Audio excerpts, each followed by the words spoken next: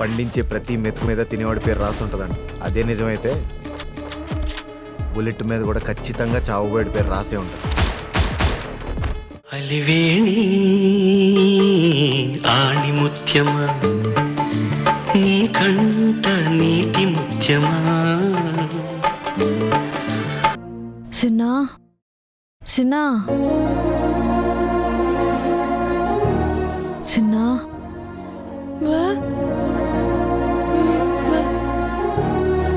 అక్క దా.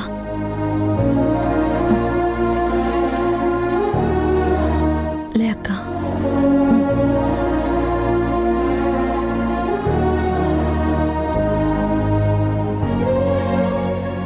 ఏందే ఆగినావు? బాబుగారు చేసిన మేలుకి ఏవైనా చెయ్యాలనుందక్క.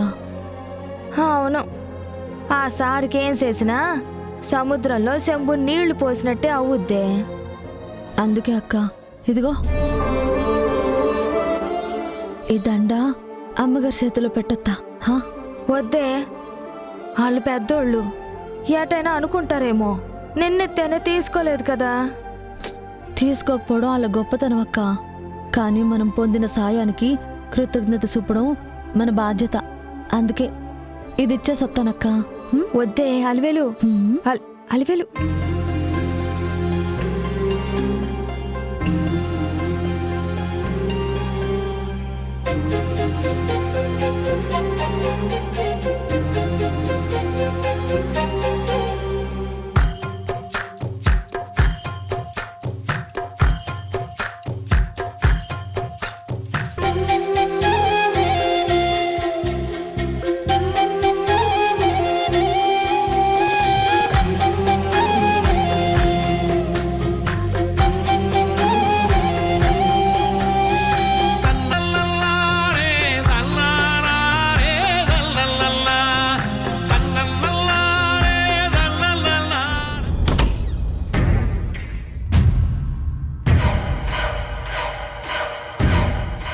చూసావా అక్క, రాత్రి తలుపు తెరుచుకోలేదు, ఇప్పుడు తలుపు తెరిసే ఉంది. అవునే,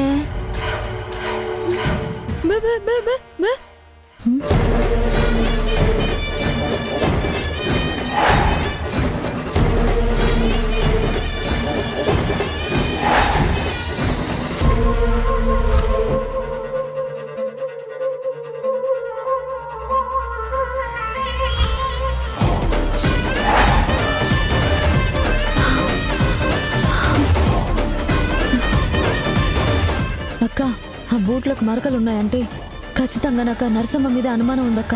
అవునే, కానీ పెద్దోళ్ళ ఇళ్లలో ఏవేవో జరుగుతూ ఉంటాయి కదా, అవన్నీ మనకెందుకు చెప్పే. అది కాదక్క, నా మనసుకేదో కీడు సంకెత్తుంది. మనకెంత ఉపకారం చేసిన వాళ్ళకి ఏదో జరుగుతుందని తెలిసాక ఒక్క మాట కూడా చెప్పకుండా వెళ్ళిపోతే ఆ పాపం మనకు చుట్టుకుంటుంది. అయితే ఇప్పుడు ఏటి చేస్తావే? తప్పో ఒప్పో అమ్మగారికి చెప్పొత్తానక్క. అయ్యో అలివేలు. అమ్మగారు, అమ్మగారు, అమ్మగారు.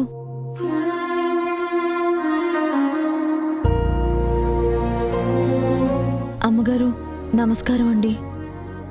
మీ బాబుగారి ఆపదలో ఉన్న మమ్మల్ని దేవుళ్ళ కాపాడి ఈ ఇంటికి తీసుకొచ్చి ఆశ్రయం ఇచ్చారు.